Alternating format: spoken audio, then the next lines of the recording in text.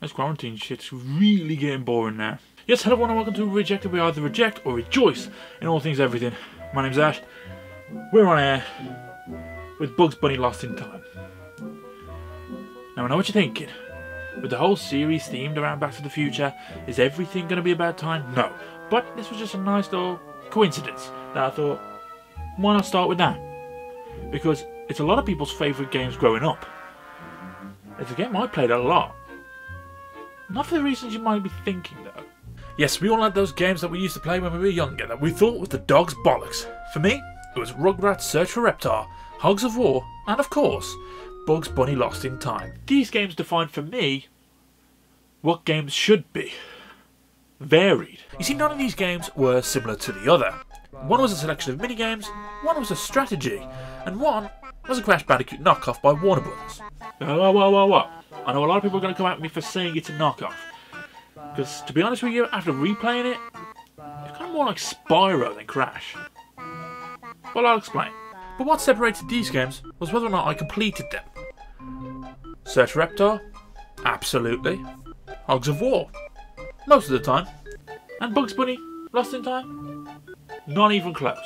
And I always looked back and thought, why did I never finish that game? Why could I never finish Bugs Bunny Lost in Time? It's not even a difficult game. Until I played it for this season of Rejected.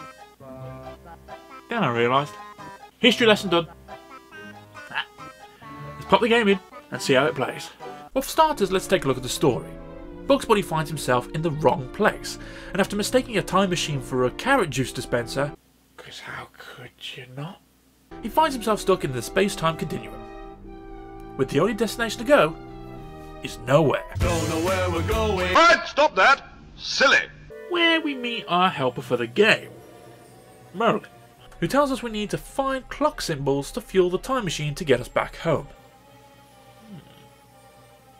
Wait a minute. You see, you start to realise that Merlin could get us back home anyway, instead of opening different portals to different time zones. So in fact, Merlin wants to keep you around for a while, like his very own rampant rabbit. I'm so sorry, I'm never going to make that comparison again. Ugh. Nowhere starts us off as a training ground, for you to get used to the controls, how to interact, get around obstacles, and fight enemies. Each level you also collect golden carrots, which you can trade to receive clock symbols. And once you have completed Nowhere, see Merlin where he finally gives you his first clock symbol to send you to the Stone Age, instead of sending you back home. I'm not going to do it. I think Merlin's quite depraved. First, he doesn't want to send you back home, you have to go collect all these clocks, for then he can send you home to the right time. But I just think he wants you to kick the shit out of his apprentice. Oh, that felt good. This is where the comparison to Crash Bandicoot, instead of Spyro, alters a bit. The first stage that opens is at the Stone Age. So, you go to the Stone Age, you complete that, you get all the clocks, you get all the carrots, and then a level opens up in the Pirate Age. So now you've got to go to the Pirate Age? And this is where the Spyro thing comes into play. Because instead of you doing a linear, complete this stage of age time zones, and then go to the next one, you end up bouncing back and forth between the time zones. So you can find yourself playing in the Stone Age to the Pirate Age, like the 1950s, to the medieval. It's all flipped around. Hell, you end up in space, which is where you're flying from. You see, this makes Lost in Time its very own quirky game. As you collect clocks, you open different stages in different time zones. Now, whereas this does change things and a certain charm to the whole picture, jumping from dinos from the Stone Age to swashbuckling pirates, it also can be a pain in the ass. As you may unlock two stages and forget about the second one, so you go back and forth through the time zones to find that the level you unlocked that you can't actually play yet because you don't have the special ability that you have to find. And can I just say, I managed to play this level in the 1950s and got stuck because of the bullshit you haven't unlocked the jump ability yet. At one stage, you end up jumping from one platform to another to find out you don't have the jump ability yet. So, you do the smart thing and try and go back on yourself. However, you then find out that the platforms are widened, hence why on one side of the platforms you needed to jump on the chair to jump over. So when you're trying to jump back, you die. Over. And over. But find a way, because I'm a genius. Jump over, get to the next level, run around that, fall through the hole and find out, instead of dying, you've landed on the level below. Great idea, loved it. Until you look where you've landed, and you've landed behind the chair, so you've now got to do the jump again, and it's just annoying. Speaking of the jumping, the controls. They're fucked. See, I played this thing on both the PlayStation 2 and the PlayStation 3 to try both controls. And both times, they sucked so much ass. The jumping was fine, but picking up never worked. It didn't matter how many times you clicked it, unless you were practically standing above it, you won't pick it up. And as I said about the jumping being fine, it is. You just can't jump over stuff. And the running. I guess, again, they were trying to be quirky about this whole thing, but it just... he slides. You see, you can be running in one direction, and when you stop, instead of stopping on place, because it was cartoon, he slides, and you get a little puff of smoke. So, when you're sliding near an edge, you fall in, you die. That's great. You know how I said earlier about learning in nowhere how to fight enemies? Yeah, the enemies don't care. I got stuck in the 1950s in the first one on top of the roof. Because when you're running around, if you get too close, he shoots you. That's fair enough.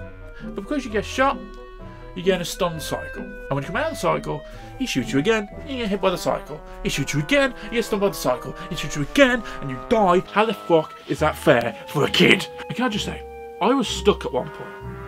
There was no open levels on any time zones. So I went back to the Stone Age. And as I landed, a portal opened in front of me. How am I supposed to know about that? Which led you into one of the most creative times of the game, because it opened up a varied level with you and Daffy Duck.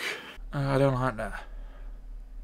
I don't like the way that looks. But one of the most outstanding features of this game is the music. Cannot fault the music whatsoever.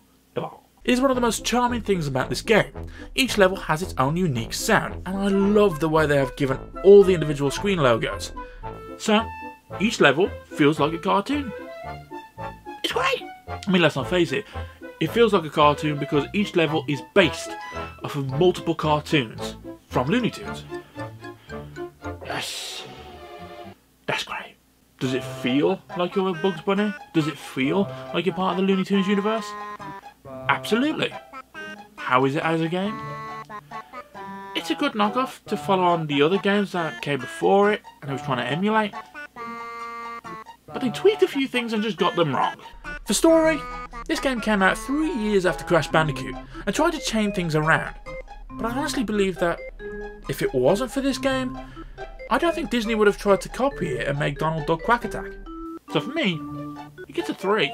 And for execution, sure I can moan about the sloppy controls, but the charm of this game, and the fact that they change a few things to come off original, you can continue playing through the annoyance. Yes, they changed a few things on the platform. They might have been annoying, but you can play through it. Yes, Bubsy, I'm looking at you.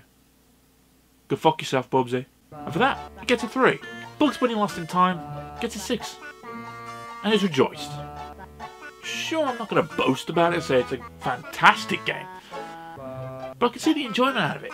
I can see why I played it so many times. That's why not. And hell, shout out to anyone who remembers the Warner Brothers shops, where they sell the merchandise and the toys, because they were trying to battle Disney. We know who won, but I still love those shops. I definitely remember the last time I went to one of those, it was after Scooby-Doo came out, the live action film. Because I bought the Mystery Machine. Because I was an awesome child with lots of friends as a kid. Ha! This game is quirky. There's no fault and no denying that. Even the level selection has its own quirkiness. Instead of standing on a platform, you have to jump and dive into the rabbit hole. Which is great. But just remember, this game came out on the PlayStation 1.